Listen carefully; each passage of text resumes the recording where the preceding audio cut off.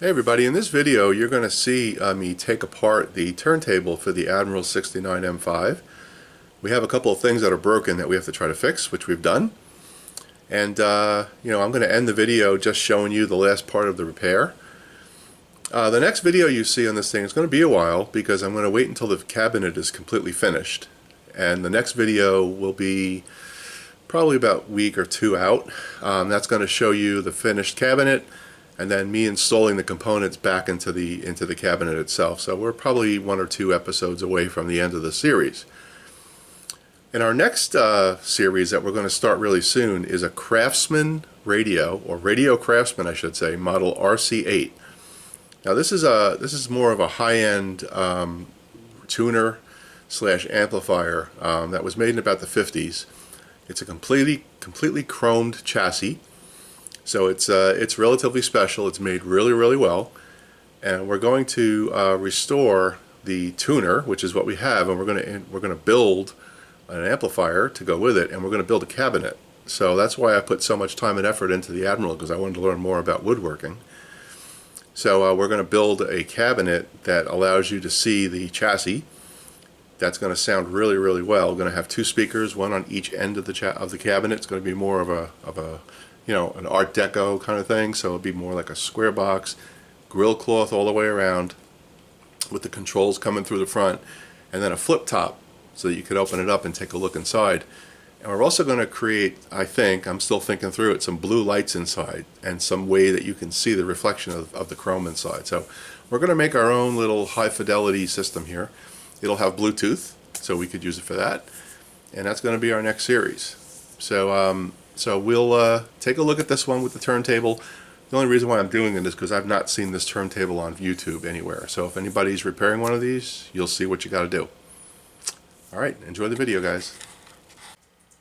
Hey everybody, welcome to episode 9. We're going to start episode 9 the same way we started episode 8. We're going to show you the record player working, or almost working, and then we're going to work our way backwards. So let's get this going. We're going to turn it on. Now I have replaced the wiring that I showed you that was broken. You could actually see it right there. Let's zoom in. There's the new wiring. And we've installed a Fain Steel 51-2 cartridge that I had. Let's see how it works. Let's turn the volume down. Put the volume up.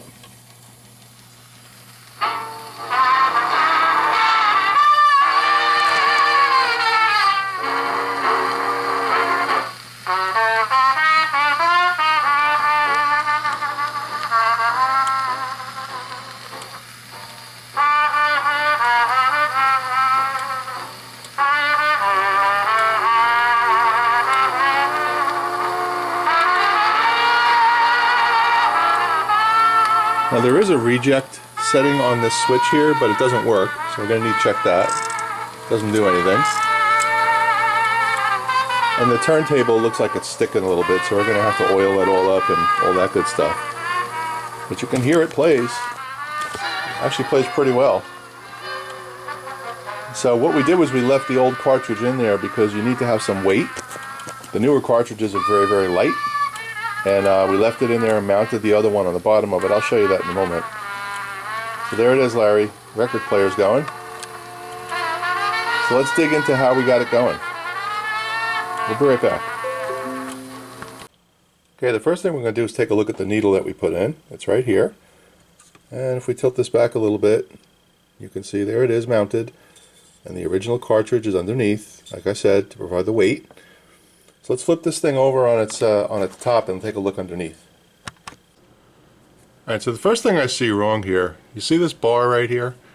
This bar is connected to the tone arm, and it's supposed to move when you move the tone arm. See that? Like this? If I push down, it does. So we've got some kind of loose connection in here that we're going to need to take a look at. It's probably on this end here. Matter of fact, looks like that's a press fitting that's worn out. If I push down on it, it grabs it. So I may have to run a bolt in there or something. But that's the problem. This thing is just spinning on that. Yeah, I could see it. It's just kind of hanging on by a thread. So that's our first problem. And I think if that is resolved, the reject button will probably work. So I'm going to need to take a look at that. Again, I'm going to have to decide how much to invest in this, and I'm not sure if Larry's going to plan on using the record player or not. I'm going to have to ask him. But if he does, then I'll fix it. So it looks like we may have a mechanical problem with this arm. And then once that's fixed, looking underneath here, when you push the reject button, see this metal rod right here? You can actually see it right there. Let me see if I can point to it. Right here. That's part of the reject mechanism. So when you turn the reject mechanism, that moves, and it hits that arm that's not moving with the tone arm. So that's the problem. So we have a mechanical issue that we're going to need to figure out how to fix. And I think the only way around it is let's remove all this stuff, this gear, and let's dig in and fix it. I got to take a look and see if there's a service manual for this. I think it's a Model M5 turntable. So I'm going to go look that up before I start ripping things apart, and then we'll take it from there. I'll be right back. Hey, we're going to go for the Gusto. I just checked YouTube and I have not seen anyone take one of these apart, so what the heck? Why not? So, 3 screws. 1, 2, 3. This plate comes off. All that dirt. That's cool. So what's next? I'll take a look at here. We got some kind of gear system under here. There's a gear underneath this box which engages here. We've got a phenolic washer that goes under there. This is a weight, I would assume. This is some kind of cam lever.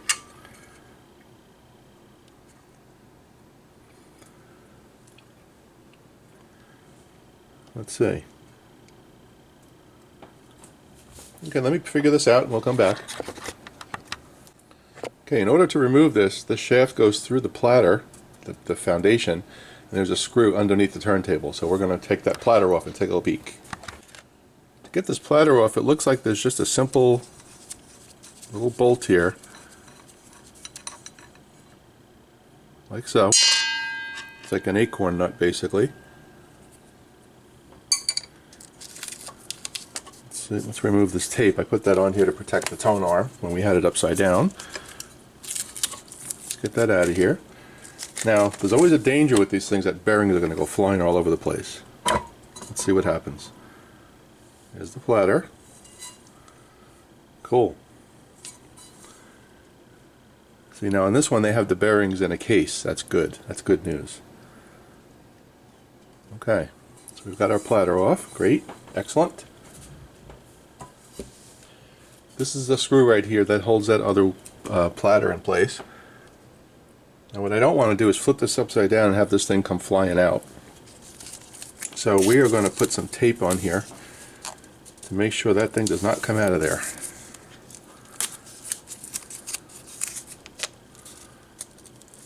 This also gives us a good opportunity to look at our drive wheel. This is the motor underneath.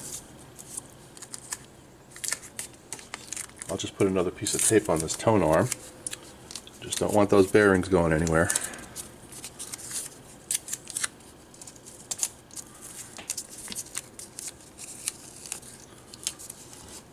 Okay.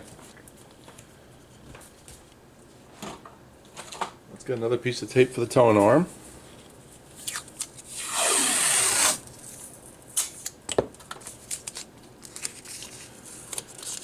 Alright, so if I got this right, this screw right here holds that platter in.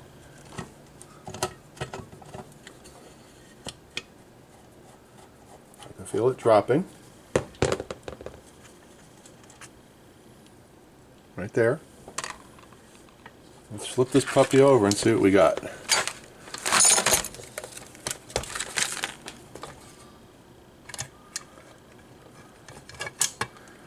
One thing I noticed is that this flywheel is notched, and the notch is how you get it out of here when it's not engaged. Okay, let's take a look on the other side.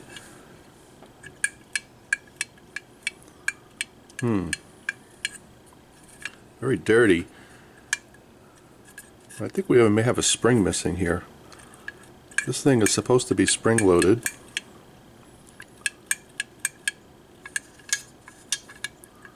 Okay, that is.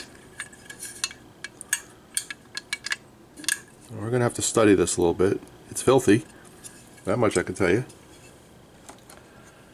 And this is the reject arm that I was telling you about. And this is the cam lever that appears to be loose at the other end. I was hoping that it would be these screws right here.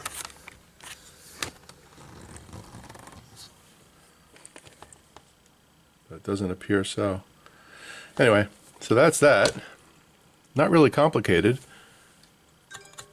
Got a spring here. We've got one here for the reject lever. Again, this is the reject record, like that. Okay, we're getting there. I think my important thing to do here is to fix this tone arm. I think the tone arm is the problem. Okay. All right. Let me strategize a little bit, and we shall return. Okay, so I'm looking at how this tone arm works, and this pin here is what makes the needle raise up and move over back to its home position when you do the reset. So this pin is not fixed. It actually comes out. So my thinking is that if I release these screws here, I can take this arm off, and I should be able to drop the entire arm down, and then I can take a good look at that piece that's broken. In order to do that, I'm going to have to disconnect the wires that go to the needle. So we're going to snip those now. I left plenty of slack in there. So we're going to disconnect those wires. Okay. And we're going to remove this piece of tape that I put here just to hold things in place. Okay. Alright, so the theory is if we remove this screw right here, this mechanism should come off. Let's see.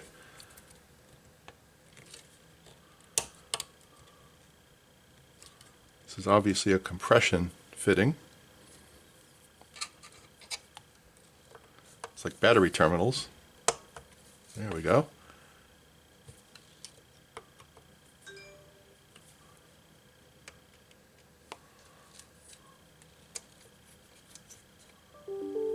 Let's see if I'm able to release this.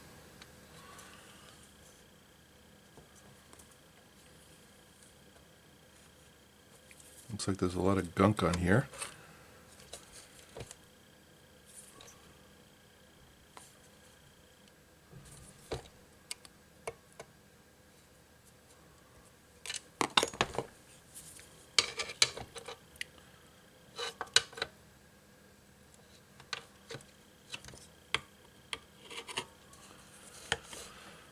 We'll also note that the spring that's here attaches to the second hole, right there, for reference.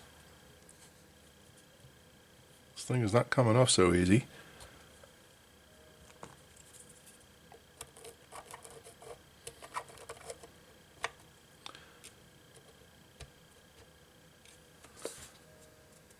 I'm going to loosen this screw just a little bit more. You know, most of this stuff is made out of pot metal. I'm really afraid to spread this thing too much because it may break.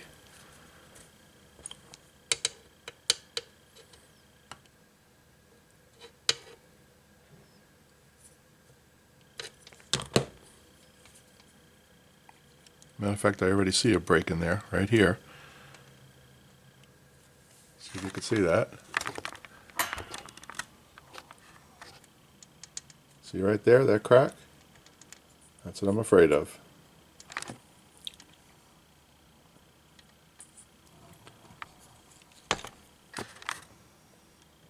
Alright, let me play with this thing, I'll be back. Okay, so we were able to get the tone arm off, and that's pretty simple. There's two screws that hold it in right here, and there's some shock absorbing washers that go there. So that comes off pretty easy. So we've got that mechanism on the other side now that we need to figure out. So let me go flip that over and do that. Well, I don't know what kind of options I'm going to have here. This thing looks like it's a press fit. I may have to use some JB Weld. That's going to be a tough one, boy. This is supposed to be one piece like this. See how that turns, that center shaft? Well, it's just flopping in the breeze here. I'm going to have to engineer this one a little bit and think about it.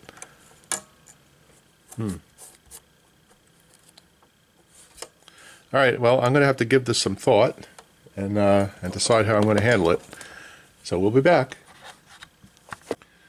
Well, we did it. We took this off. There's a washer under there. Here's our piece. I'm going to have to figure out a way to attach it. So that's what we're going to do. Now I got to see if I can drop this thing. Okay? Be back. Okay, I loosened up this nut, and then this thing kind of just comes right off, and you'll see it's broken. We can fix that. And it's got a spring attached underneath, and that's what keeps the arm. If the arm goes too far this way, it brings it back this way. So we've got that removed. Now we can take this off. And we can take off this plate that holds the spring. I don't know if it screws in or not. Let's see. I don't think so.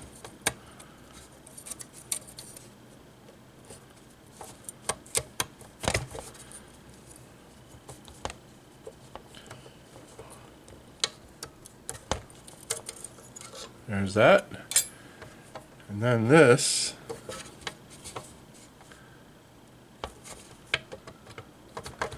looks like it's just threaded. Alright, yeah, it's going up. There it is. Okay. So this is the piece here that has detached from this part here. So at least I can work on this now outside the radio, or outside the turntable. This is keyed, so it's right here. And this shaft, I believe this shaft turns. Let's check that. Yeah, the shaft turns in here.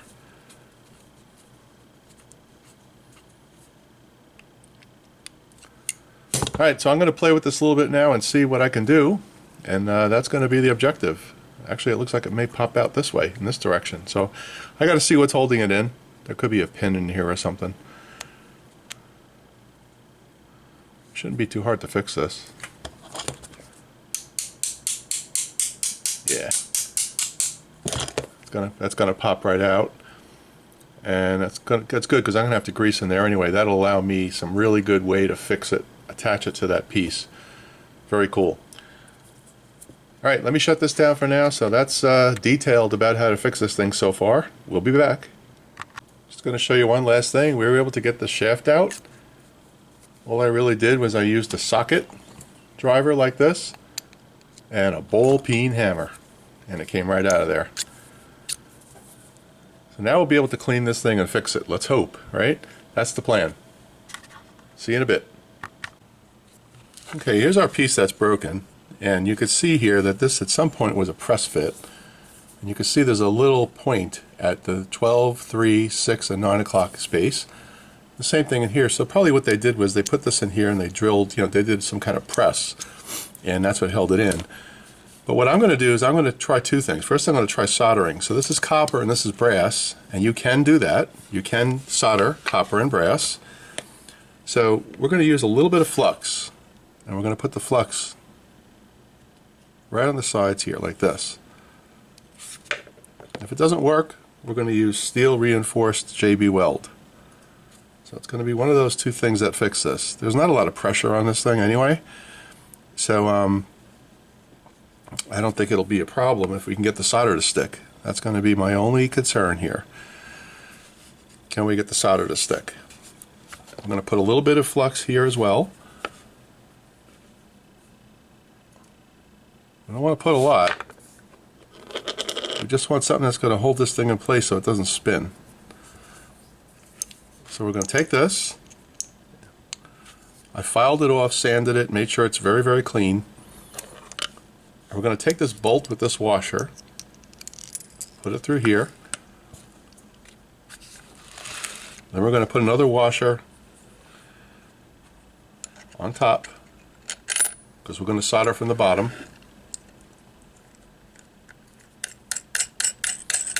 This will ensure that it's tight, right? When we solder it, we want it to be in perfect position.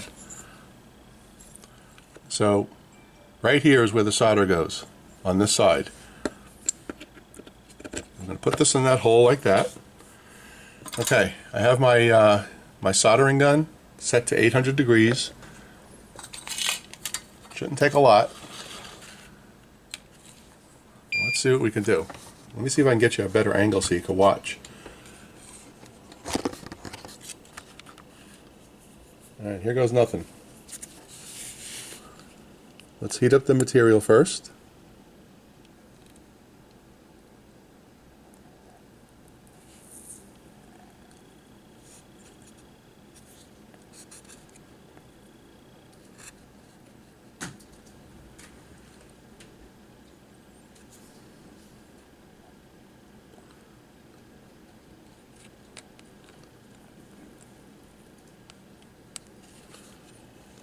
Spin it around.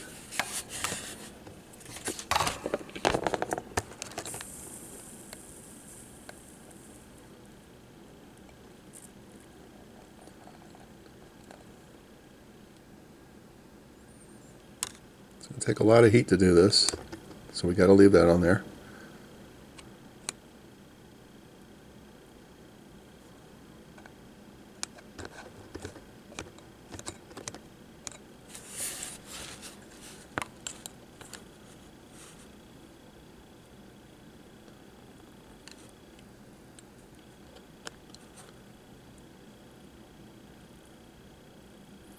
I think I see it flowing in there now. That's good. Alright, let's let that cool off. I want to clean up this one side a little bit of a bump there.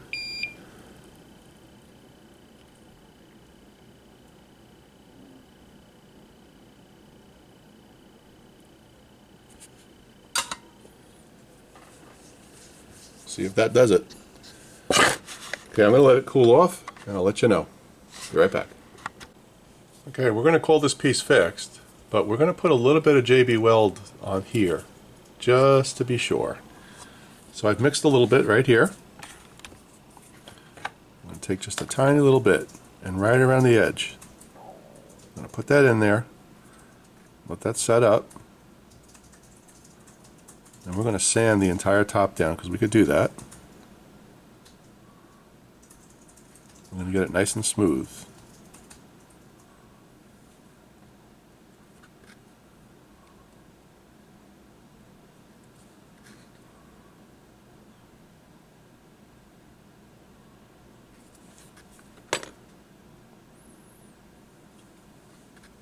Okay, that's it. Gonna make sure we have nothing in this hole. Alright, so there's our solder joint. There's our JB Weld. And like I said, we're going to file that down when it's done. This is JB Weld steel, by the way. Okay, we'll be back. Okay, our piece is done. Here it is. Perfect. That's not going anywhere. Okay, so we put it back together. Now we're going to reattach it. We're going to have to put it through this the shaft. We have to put some grease in there because it needs to spin, and we'll reassemble everything. So this is a success, and we're good to go. All right, we'll put it back together. I'll show you. Okay, we have our tone arm reinstalled. Everything's looking good. This is our piece here that we had to solder together. Here's the stop, and I have it taped right now, but I'll show you how it works after I reinstall the gear plate. So now I'm going to lube all these places up here that I'll show you. So we're going to lube up all the things that need to be greased, oiled, cleaned. We've got a couple of components around here. Then we're going to drop that motor and clean it. So we're close. We're almost done. We're getting there. So this turntable hopefully will sing again. Let's see what happens. Because the spindle on this thing is made out of copper, I have it soaking in a solution of white vinegar and salt. And you can see, without doing anything, it's already taken off the tarnish. So we're going to let that soak for a while, and we'll see what happens.